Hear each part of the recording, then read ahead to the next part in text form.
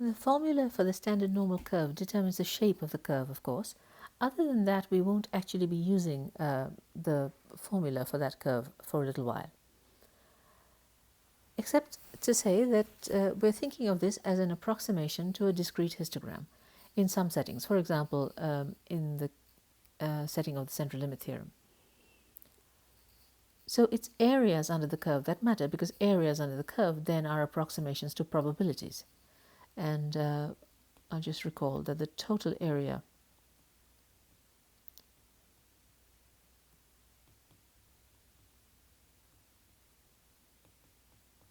under the curve is 1. And that's a fact that actually needs a proof. We'll prove it later in the class, just accept it for now. And that's important because we are looking at it at the curve as an approximation to a probability distribution. Now, we might want other areas.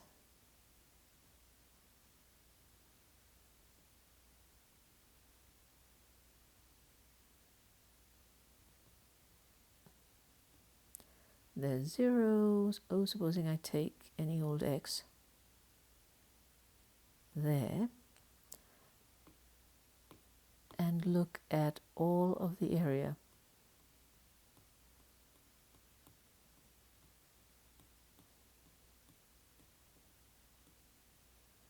to the left of x under the curve.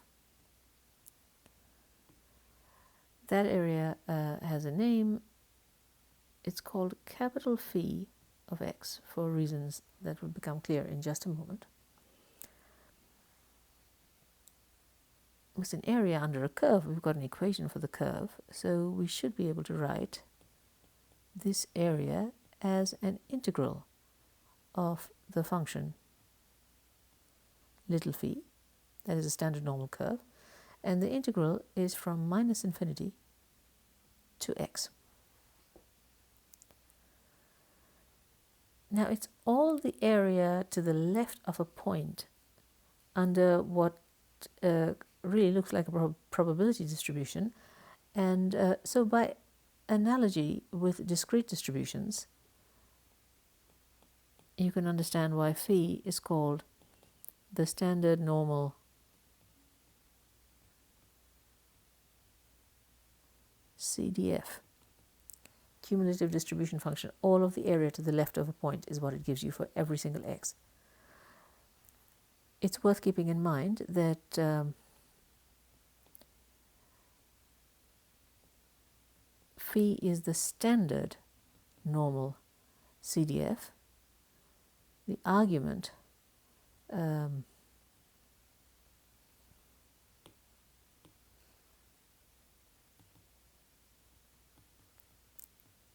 is standard units.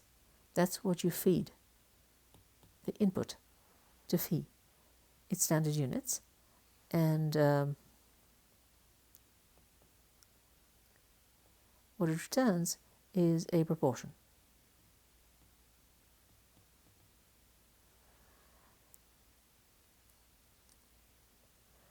Now,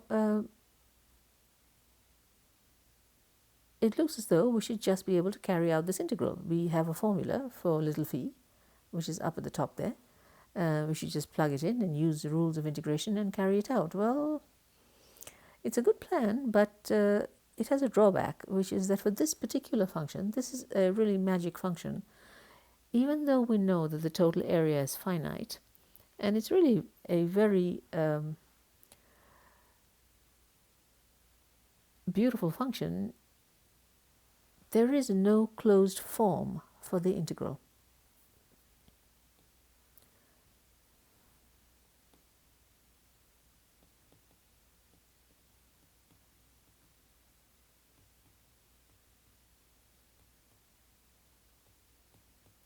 There's no formula for capital phi.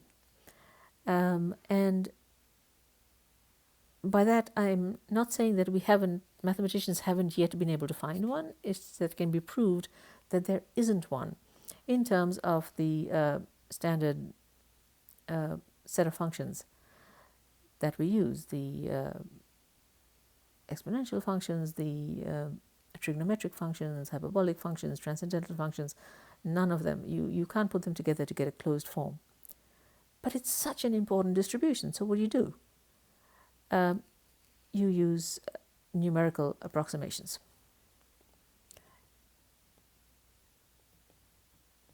And that is why every statistics textbook has a normal table in the back. And these days, the textbooks are online, so we use any statistical system. In our case, it's going to be Python, and Python has excellent numerical approximations to these proportions, capital phi of x. You feed it x, it'll give you back a very, very good approximation to capital phi. For our purposes, now we'll just remember that if you have a large IID sample with a population mean of mu,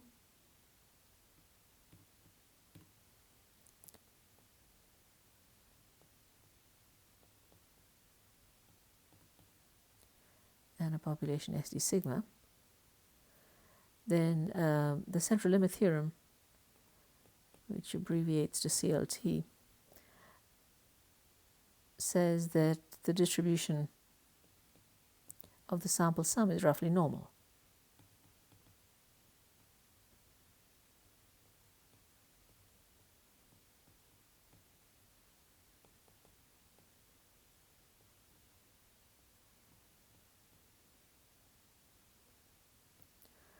Of course, not standard normal, it has a mean, and the mean of the sample sum is n times the mean of any one of them, and the SD of the sample sum is root n times the SD of any one of them.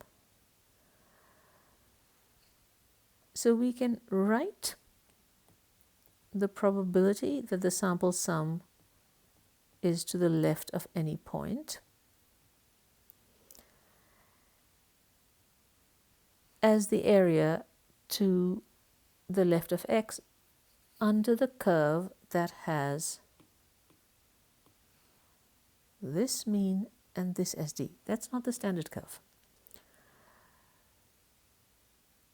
The standard curve, to get to that, you have to convert it to standard units. So it is all the area to the left of a point x, except not the original x, it's x in standard units. So this will be capital phi of x converted